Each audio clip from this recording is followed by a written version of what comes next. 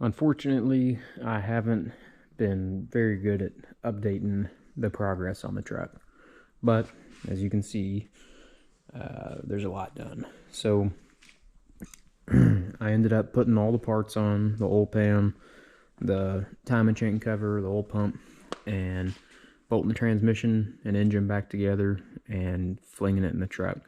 And I ran into the Fat Fender Garage low profile oil pressure sensor adapter. Does not work with the low profile Holly intake.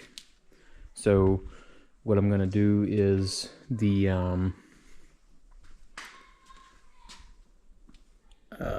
you can't see it very good, but down there underneath the starter, yeah, you can't see it, is a like a billet aluminum feed and return for oil cooler if you wanted to put one on there. So I'm going to take that to a machine shop because it takes a special bit and tap to tap 8th 27 MPT pipe threads, and I'm going to take that tomorrow and do that. And I started putting the harness on, and most of it's just kind of setting up here in the way right now. And then I threw the inner fenders on, and everything turned out pretty good with them.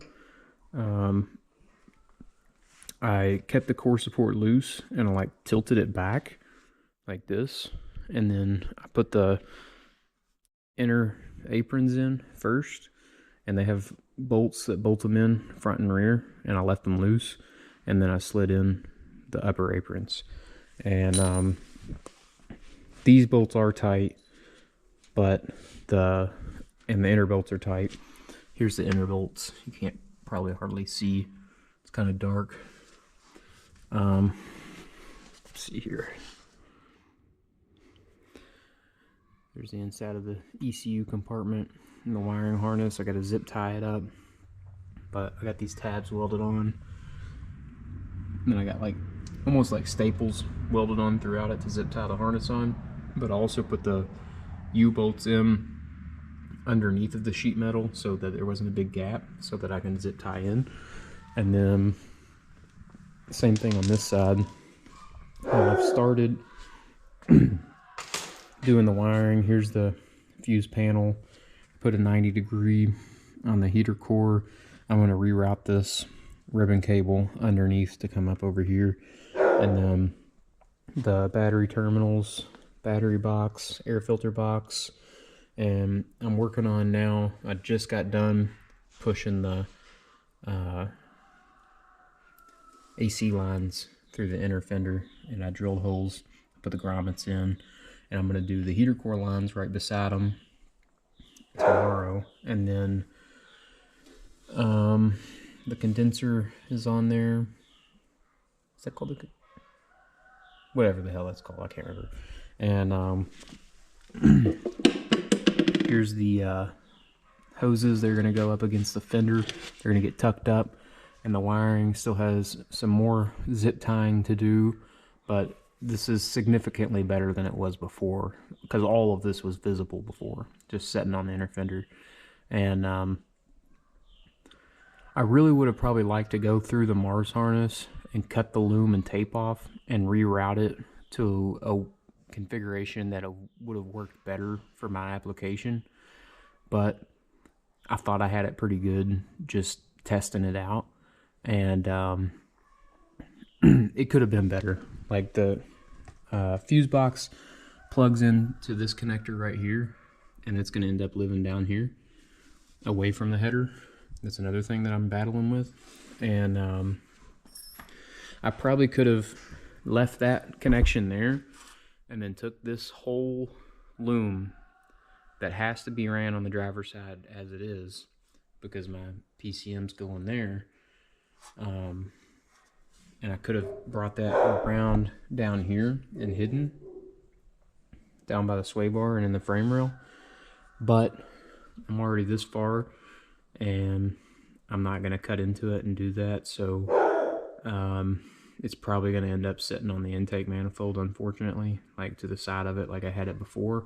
But either way, it'll be cleaner than it was because I had this harness right here, which is for the Dakota digital gauges. I had it like all bundled up, and the excess wiring zip tied up, and I have the radiator, it goes right here. I had in the hose, in the upper radiator hose, I have the coolant temp sensor, and now it's going to be ran on this side, and it will use the majority of that length. And then now the oil pressure sensor is going to be down there, so it'll be completely hidden. It was on this side down there where the original oil cooler block off was, but I got it bolted in. I might need to shift the transmission over towards the passenger side a little bit. Looks like it's at a bit of an angle, but the angle finder on there is just 2 degrees, and that's exactly where it was before, but I did have a slight vibration at like 65 miles an hour just for a split second. I did have to lengthen the 4 wires for the brake booster. I still have to connect the shifter cable and transmission wiring. I still don't have the Cerakote done on the intake manifold or the headers and coil covers. I plan on doing that this weekend, and basically I'm getting it all ready for Cerakote to be finished and throw it together, and then it's going to the dyno, not tomorrow Monday, but the following Monday. So I got plenty of time to button it up. I got the Godzilla fuel rails. I still haven't put them together. They're right here. I showed them in the previous one, but they're right here still. I'm waiting on some parts for them, and when they get here, I'm gonna change the fuel line up just a bit, probably put a 90 on that, build a crossover, and that'll be that. But by the end of the day tomorrow, I'll have the hood and fenders on and all of this cleaned up and buttoned up, and I'm probably going to end up throwing the headers on just for loosely, like a test fit, and get the exhaust pipes routed and test fit the intake and get the wiring set where I want it at, so that it's clean looking. And that'll be that. I'll check back in with you once I do that. I planned on doing like a time lapse or something of doing the timing chain cover and all that stuff, but it took longer than I wanted, so it's probably good that I didn't. And that just would have been a lot of editing. So I guess for now I'm just going to stick with this style of video where it's like progress updates, and then maybe one day I'll get good at this. Anyways, next time. Godzilla truck update. Got a bunch of stuff done today. Some things didn't work out exactly how I wanted them to start with. The transmission cooler not originally, but before, I had it mounted right here in this opening, and it was at like a slant through here up to the core support. And because of my core support filler panels, well, let me show you the truck before I open the hood. Because of my core support filler panels, I had to lower it, and then it wouldn't fit anywhere in the lower position. So as per usual, my body lines are way off. It might not pick it up very good in the camera, but they're way off, and it doesn't get any better than that. I think that it's had in the past a collision on the driver's side, which has pushed that side in and pulled this side out, and everything's kind of in a bind. Like, putting stuff together on this truck is a pain, and no panel gap has ever lined up good, but this hood gap is way better than it was before. That was like maybe 1.5 inches before, and it's not as bad now. This side I've always ran into problems with when reinstalling the door and the fender rubbing, and over time it shifted and gotten closer, and I've loosened it and readjusted it, and it's really tight on this side. And if you look here, this is about in line, and then the other side is stepped in significantly. And like I was saying, I think it's all part of some collision that happened. This side probably could move a little bit. It has a lot more movement, but the other side, it doesn't move. Like, it was everything I could get not to get the door and hood to jam, and it's in the core support. It's in the frame and the core support, and of course it's had a Crown Vic swap done.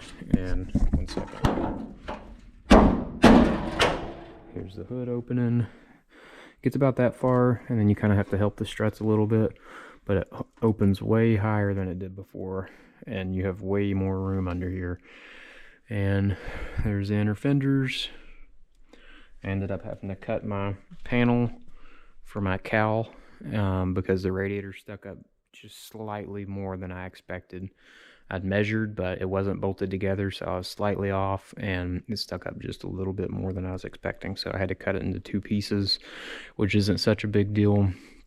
But the thing that pissed me off the most today was my ECU that was made for just the connector to hang out. That did go all the way in, and then I test fit it several times and then welded it in, and then I don't recall test fitting it after I welded in, and I think it warped slightly, or I had the hole cut in the fender just a little too tight, and so now it hangs out, and it'll be all right. You almost don't even notice it if you're just looking on, which it's on jack stand, so it will be lower, but that's where I'm at with it. I've got everything hooked up, waiting on Cerakoting, which I'm doing in 3 days, and Cerakote's on the way, but it's back together for the most part. I got still to tighten some drive shaft bolts up, and the headers are sandblasted. They're sitting there, everything's sandblasted, ready for Cerakote, but I'm gonna throw the headers on. There's the muffler that I had on there before, and it just turns out right here in front of the tire. I'm going to throw the headers on and then test fit and make brackets and stuff that are going to be easily removable for this mid pipe and these down pipes, and tack them in place, pull them off and finish weld them, and then that'll be the plan for tomorrow. And then I might end up messing around with the body lines a little bit more, but like I said, the driver's side, it doesn't move. There's no moving it. Passenger side, I can get it closer, and it'll look a lot better if I can, but that's about as good as it gets. I have big plans to take it all apart and paint it again in 10 years and all this, and I know the frame's bent, and it was in a collision before I had it, and then I cut the front cross member out and put the Crown Vic in, and took the rear end out and put an S550 in.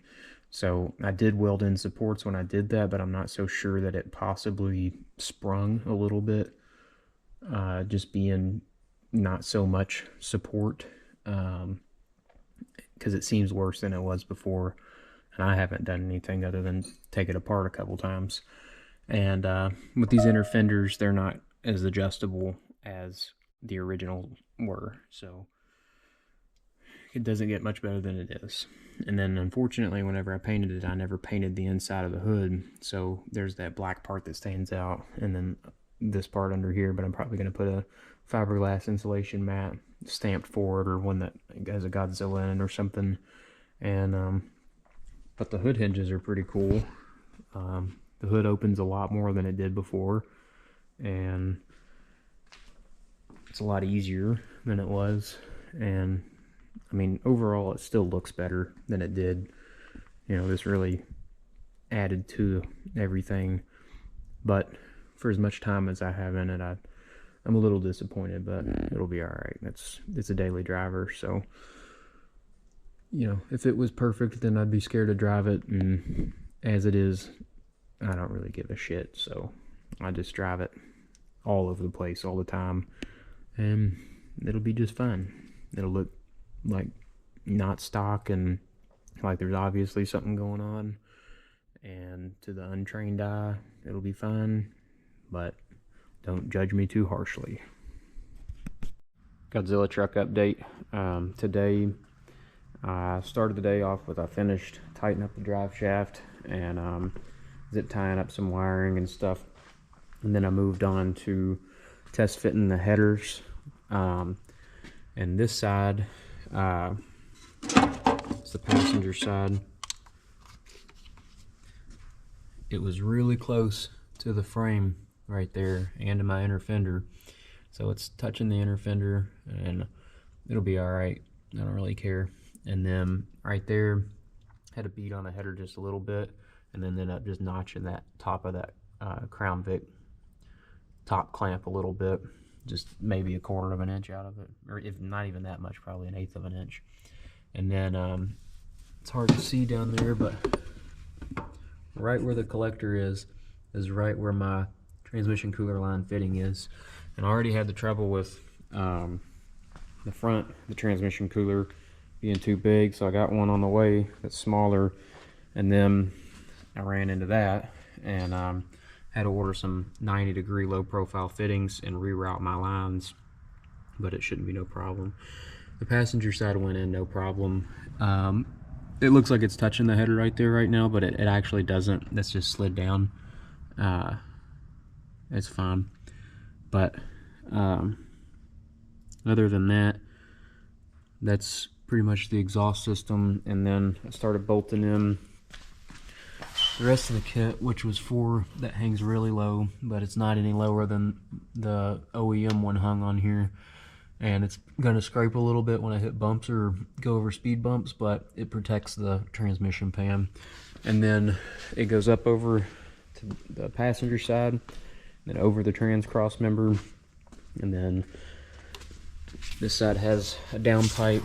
And there wasn't a way with the kit, I don't know if you can see that or not, that gap there wasn't a way to secure that gap. They just didn't have any method of doing it with the kit, and I emailed them and they said you're supposed to use the supplied exhaust clamp, but it didn't come with one that fits that. So I tried welding the pipe on and just my angles didn't line up, so I cut it back off, and now I'm just going to use a exhaust clamp. I ordered one. And then my muffler I had on there was like 2-inch and this is 3.5, so I ordered like a MBRP style muffler and some clamps for that, and I'm going to clamp that on, and that's going to be the exhaust system. But that's what I've been messing with all day. Tomorrow I'm going to put the front bumper back on and take the headers back off and the exhaust back off and clean them back up for Cerakote. And I'll be Cerakoting Thursday, Friday, Saturday, and get to install the parts after that, and that'll be that. So should be able to hear it run on Sunday. All my parts should come in by then. Green Godzilla truck update. I'm not sure where I left off once again, but I know that over the past few days I had dropped it back down on the ground, obviously, and I had cleaned up the shop and rolled the truck out to do that. And then whenever I got it on the ground, I noticed that the battery box, which is right above the tire, was a little too close to the tire again for the second time. So ended up cutting it back out and welding it back in again. Looks like crap because it was already painted, and I ran out of gas, so I wasn't able to go through and finish weld it all. And I'm not going to be able to get in there and grind it because normally it would be welded on the outside underneath of it and not on the inside where you could grind it to you know, just be hidden and then body worked and painted. So I'm just going to clean that up and brush some paint onto that, or primer, and then the battery will cover it up and it'll never be seen, and then the air box goes in here, or the air filter goes in here. I had test fitted the headers, ended up having to beat on them just slightly, and I ended up cutting maybe 1/8 of an inch off of that Crown Vic clamp right there, and then it almost touched the frame down there, but it was clear. Driver's side went right on. I did bend it slightly just to get my mid pipe where I wanted it at, and then I had to slightly tap the area where the steering shaft goes through. Today, come back out, cleaned up again from all that fiasco, and then we Cerakoted. It's midnight now, just got done Cerakoting. These parts took maybe an hour to do. Header, the other header, they both turned out perfect. It's Magpul foliage green, I think. It might be OD green. I got the paint bottle over here.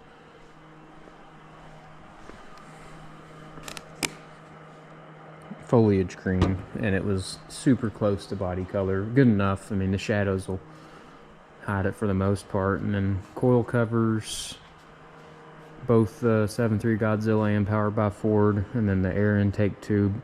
The lighting's not great in here to tell. The camera might not be picking the color up very well. It might look a little gray, but looks like a flat version of the actual body color. And then over here is the intake manifold. I got this rack that my little sisters had got an electric go-kart on. That's what they shipped it on, and I've been using this as a paint rack for a while.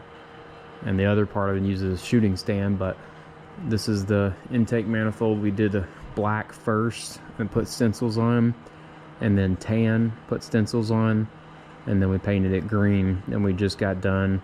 And this is C series, so it's air dry, and it's gonna dry probably about 24 hours and pull the stencils off, see how it looks. It'll be fine no matter what.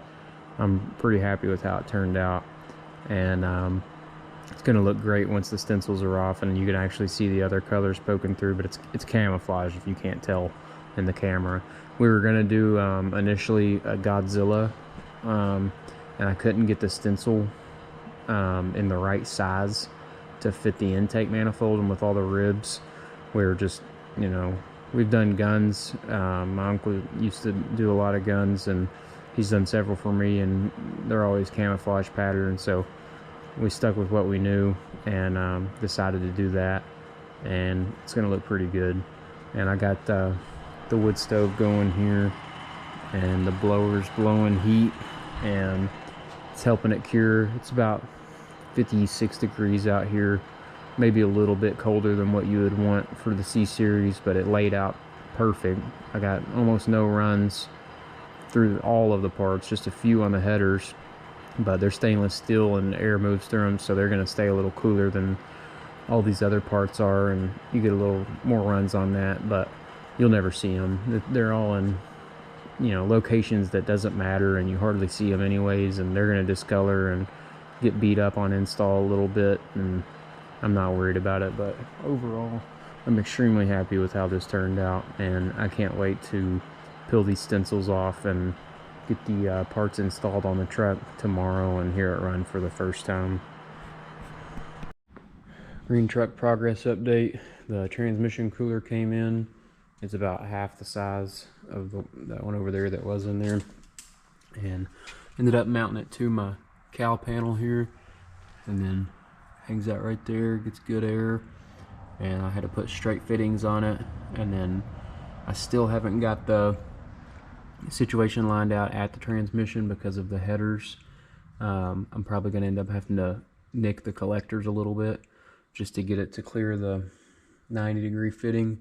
Shouldn't be that big of a deal, but if not, then I'm going to have to get some 90-degree elbows. And I'm supposed to go to the dyno on Monday. Today's Friday night, and nobody has any in fittings, so probably just going to end up cutting the collector mounting flange a little bit just to get it to clear, get it on there, order the part, and then whenever it comes in, just swap it over. But a few things didn't work out like how I was expecting it, and it can be fixed later on, but for now, like I said, I got to get it to the dyno. So the air intake tube, initially I was going to use the S&B box. That didn't work out, so then I was like, all right, I'll go back to this one, Cerakote it, put a hole in the inner fender, and put the air filter in there. Well, everything was good until I got this together, and the fan shroud was flipped the other way, and it was too close. So then I flipped it inside out so that it was closer to the radiator, which gave me more room. But then the fan was up high over here, and where on this side it's down low. So I'm gonna have to build a new fan shroud that's the opposite of this one. where I can have the fan mounted low on the passenger side and the driver's side, the fan mounted high. That'll clear, and I think once I do that, it's going to be close, but I'm pretty sure that this will fit through there at that point. But this AC compressor sticks out just a little bit more than the alternator does, but then the wiring, none of it's secured yet. It's all kind of just laying on here. But GT 350 or 500 throttle body, Holley low profile intake manifold, and then these are the FC3 coil covers. This one you can't even tell, but it says powered by Ford on the back. And then this is the 7.3 Godzilla one on this side. And then the headers down in here. Cerakoted body color also. They went on pretty good. Had to notch that Crown Vic top clamp, like this piece right here. I had to cut that back a little bit to get that side on. I mean, I know the engines, you know, are typically scooted over a little bit to the passenger side to make room for that steering shaft, which does go up in there, but haven't got it in there yet. But it's pretty far over there. And then this side's really close to the brake booster. And I got this is gonna have to change as well because the exhaust is just too low, which it was before too, but it's a little bit lower now than it was before. And I got like a flow through MBRP style muffler on there for now, and it's probably gonna end up getting duals that both exit in front of the back tire eventually. But if I can figure out the transmission cooler line tomorrow, and I've still got to build my crossover for my fuel rail, and I've got to cut back some of my fuel line to do that, change my fittings around, hook that up. I should be able to start it tomorrow, but we'll see. This is like the first or second start since it's been put together. It's got a couple codes and it needs to be tuned and stuff, but it started right up initially and ran good. It's just still the tune that needs to happen, so it's going to run like shit until that happens. But everything kind of lined out pretty good, and was able to move that around and get it where I wanted it. I'm not so sure that the fans are actually going to kick on, because when I had them in this configuration before, they wouldn't work and I had to move them to a toggle switch, but I'll get that figured out. The exhaust system's not going to work. It's extremely close to the ground. That's just water in there, but that's gonna drag. It just overflowed a little bit. Got the transmission cooler in right here, and the line's on, everything's hooked up. The exhaust is leaking where there's like a clamp set up there. I like the sound of that muffler, but it is pretty loud. It's very gassy, but after Monday, the tune will have it lined out to where it'll run and drive perfect. Won't be no problem. Looks good. Sounds good. It was camming earlier, but right now it's just not set up to do it. I got more oil pressure than I'd ever had before, and I'm gonna just kind of let it heat cycle a little bit, see what it does. Green truck, drove it all the way back to Fort Campbell, did pretty good. I am having a little bit of an issue with some sort of problem where it's limiting my throttle to 30% sometimes. It's like whenever you demand full throttle, you hit 3,000 RPMs, it limits you 30% throttle, and then you kind of just have to ride it out, let it ship. But if you shut it off and restart it, then it clears it and goes back. It keeps saying there's random misfires, and it's not. I just replaced the plugs with NGKs and put the correct gap on them for this cam, and me and the tuner is trying to figure it out. I've got HP tuners on the way. About to get the exhaust redone this week. It's pretty low, scraping. Sounds pretty good. I mean, it's got a bit of a leak that could be part of the random misfire. Cam sounds great. Had a control arm bolt come out on me whenever we were test driving it at the dyno, and I put that back in, but Anyhow, we're slowly getting it lined out.